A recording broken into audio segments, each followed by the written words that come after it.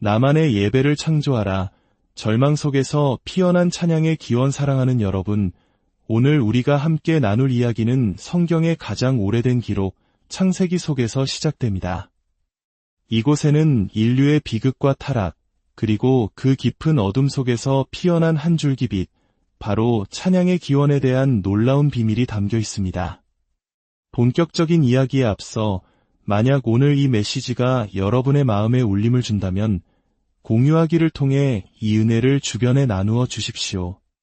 하나님의 말씀이 더 널리 퍼져나가는 귀한 통로가 될 것입니다.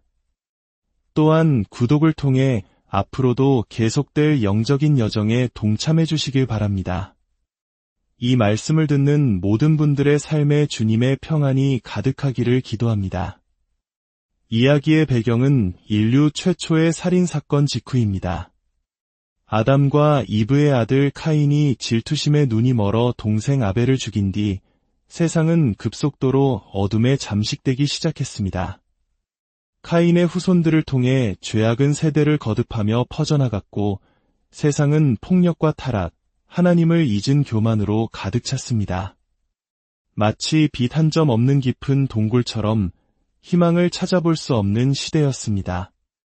이 암흑의 시대, 창세기 4장에는 라멕이라는 사람과 그의 세 아들이 등장합니다. 이 세 형제의 모습은 당시 세상의 가치관을 극명하게 보여줍니다. 첫째 아들의 이름은 야발입니다. 성경은 그를 장막에 거주하며 가축을 치는 자의 조상이라고 기록합니다.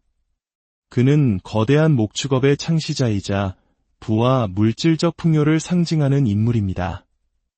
오늘날로 치면 성공한 사업가, 모두가 부러워하는 재력가였을 것입니다. 그는 세상의 방식으로 성공을 좇았고 거대한 부를 쌓았습니다. 셋째 아들의 이름은 두발카인입니다.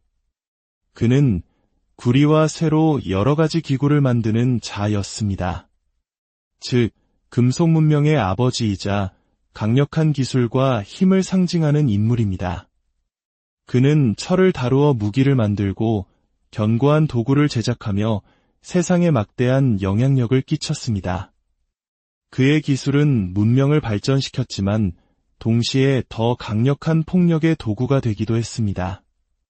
세상은 야발의 부와 두발카인의 힘을 숭배했습니다. 모든 이들이 더 많은 것을 소유하고 더 강한 힘을 갖기 위해 발버둥 치던 시대였습니다. 그런데 바로 그들 사이에 둘째 아들 유발이 있었습니다. 성경은 유발을 이렇게 소개합니다. 그는 수금과 퉁소를 잡는 모든 자의 조상이 되었으며 생각해 보십시오. 그의 형들이 불을 쌓고 철을 다루며 세상을 지배하려 할 때 유발은 자신의 장막 안에서 무엇을 하고 있었을까요? 그는 악기를 만들고 있었습니다. 세상이 폭력의 함성으로 가득할 때 그는 조용히 멜로디를 빚어내고 있었습니다. 아버지는 아마 속이 터졌을지도 모릅니다. 내 형들을 좀 보아라. 저렇게 성공했는데 너는 대체 그 쓸모없는 악기를 붙들고 무엇을 하고 있느냐? 하지만 여러분, 바로 이 지점에서 인류 역사의 위대한 전환이 시작됩니다. 유발은 세상이 완벽하기를 기다리지 않았습니다. 주변 환경이 거룩해지기를 기대하지 않았습니다.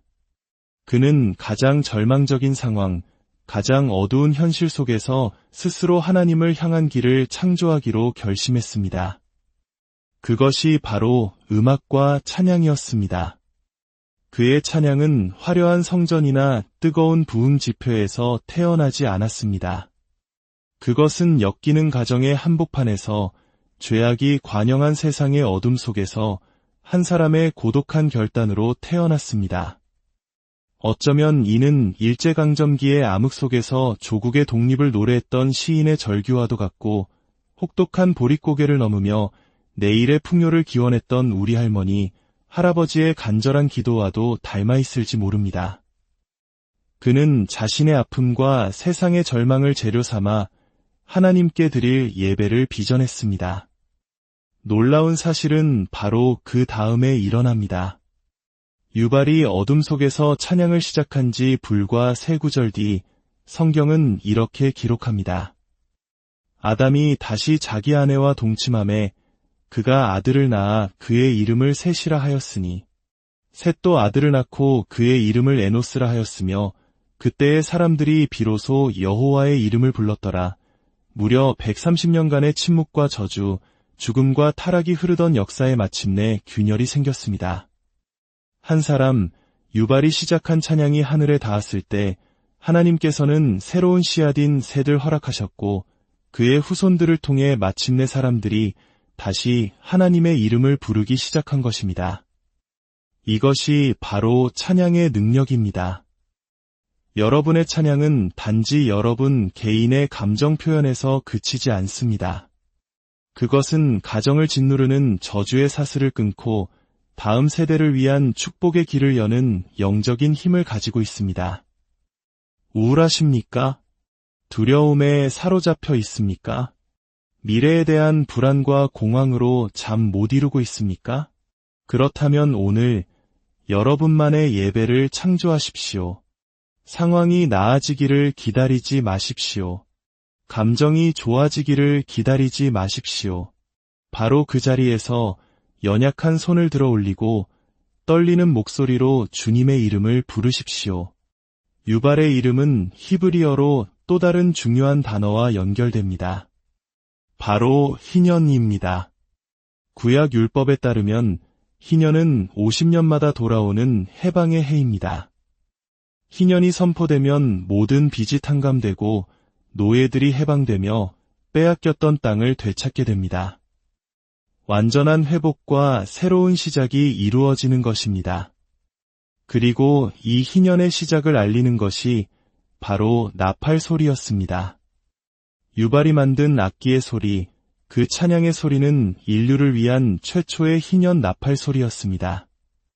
그의 찬양은 시대를 넘어 다윗의 시편으로, 바울과 신라의 옥중 찬송으로, 그리고 오늘 우리의 예배로 이어졌습니다.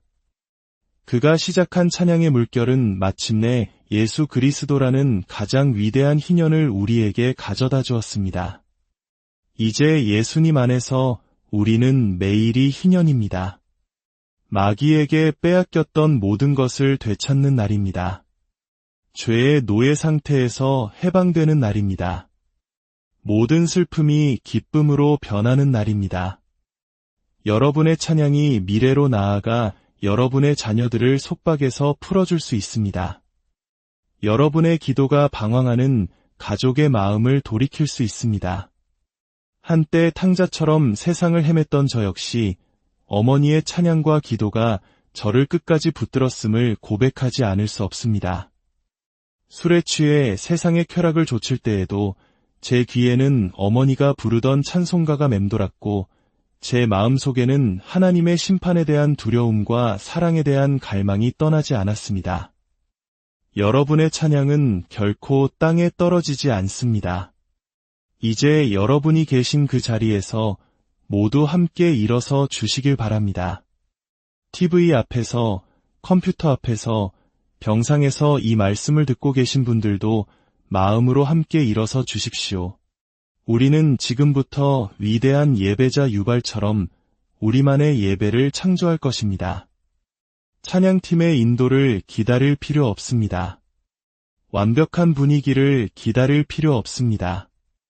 야곱이 보았던 것처럼 우리의 기도와 찬양이 사닥다리를 타고 하늘로 올라갈 때 하나님의 천사들이 기적과 응답을 가지고 내려옵니다. 아무것도 올라가지 않으면 아무것도 내려오지 않습니다. 지금 이 순간 여러분의 목소리로 주님의 이름을 높이십시오. 다른 어떤 말을 해야 할지 모르겠다면 그저 예수님 찬양합니다. 예수님 사랑합니다. 라고 외치십시오. 여러분의 가정을 위해, 자녀들을 위해, 깨어진 관계를 위해, 육신의 질병을 위해, 재정의 어려움을 위해 지금 희년의 나팔을 부십시오. 여러분의 찬양이 여러분의 예리코 성을 무너뜨릴 것입니다. 여러분의 찬양이 미래의 자녀들을 악한 세력으로부터 지켜낼 것입니다. 여러분의 찬양이 하늘 문을 열고 하나님의 임재를 이 땅으로 끌어내릴 것입니다. 사랑하는 주님, 지금 이 시간 절망과 어둠 속에서 유발의 고독한 찬양을 들으셨던 것처럼 오늘 여기 모인 우리 각자의 찬양을 들어 주시옵소서. 우리의 환경이 어떠하든지 우리의 감정이 어떠하든지 믿음으로 주님을 예배하오니 우리의 찬양을 받으시고 하늘의 문을 여시옵소서. 가정의 위기로 고통받는 이들에게 회복의 희년을 선포하여 주시옵소서. 질병으로 신음하는 이들에게 치유의 희년을 선포하여 주시옵소서. 길을 잃고 방황하는 영혼들에게 구원의 희년을 선포하여 주시옵소서. 우리의 찬양이 닿는 곳마다 묶임이 풀리고 저주가 끊어지며 하나님의 나라가 임하게 하옵소서. 예수 그리스도의 이름으로 기도드립니다.